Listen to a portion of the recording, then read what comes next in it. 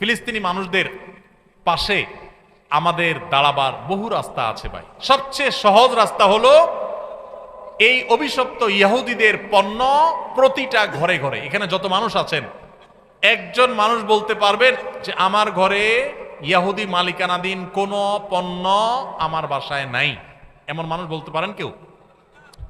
যিনি হাত তুলছেন তার বাসায় যায় যদি আমি এখন ইনভেস্টিগেশন করি, সার্চ করি, একটা না একটা হয়তো বা বের হবে, নাও বের হতে পারে।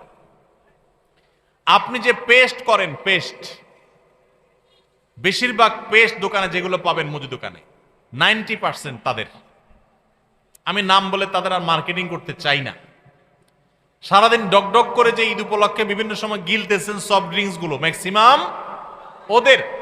অনেকে মনে করে শুধু কোকা কোলা না, আরো যেগুলো আছে আমি আর নাম বলে আর তাদের প্রচারণা আর বাড়াইতে চাই না।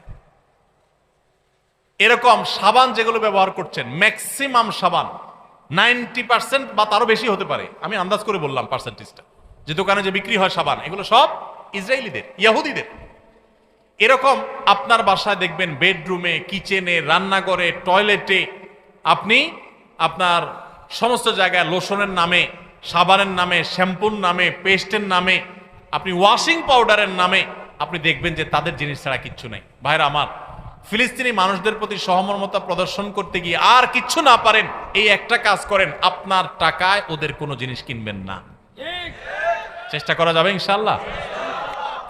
দেশীয় জিনিস কিনবেন, মুসলিম কান্ট্রির জিনিস কিনবেন, দাম বেশি হোক, দাম যদি বেশিও হয়, মান যদি একটু খারাপও হয়, তারপরও সেটা কিনবেন, আল্লাহর কাছে সওয়াব পাবেন, নিজের মনের কাছে সান্ত্বনা পাবেন যে আমি এতটুকু তো করতে পারছি, ওই অভিশপ্তদের জিনিসটা তো আমি কিনলাম না।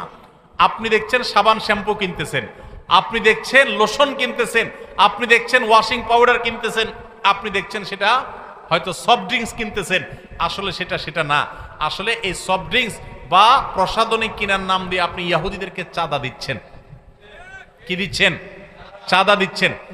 সারা দেশের সমস্ত মুদি দোকানে দেখবেন তাদের জিনিস ভরা, তাদের জিনিস দিয়া বিক্রি করে আমাদের ঘরে ঘরে দিয়া আমাদের থেকে টাকা নিচ্ছে। প্রত্যেক সপ্তাহে আপনি সাবান কিনতেছেন, শ্যাম্পু কিনতেছেন, এটা কিনতেছেন, সেটা কিনতেছেন, হ্যাঁ, এগুলো কিনে কিনে প্রতি সপ্তাহে আপনি চাঁদা দিচ্ছেন। এই চাঁদার টাকাই বোমা হয়ে পড়তেছে ফিলিস্তিনের মাজলুম মুসলমানদের উপরে, মসজিদুল আকসার উপরে, বাইতুল মুকাদ্দাসের উপরে। আল্লাহর কাছে এর জন্য জবাবদিহি করা লাগবে ভাই। এজন্য আমরা সংকল্প করি, আসুন ওদের কোনো পণ্য আমরা কিনবো না ইনশাআল্লাহ। কোন দোকানদার ভাই যদি হিম্মত করে একটু লিখে দিতে পারেন তার দোকানে যে আমি এই সমস্ত ইহুদিদের পণ্যগুলো আমি রাখি না,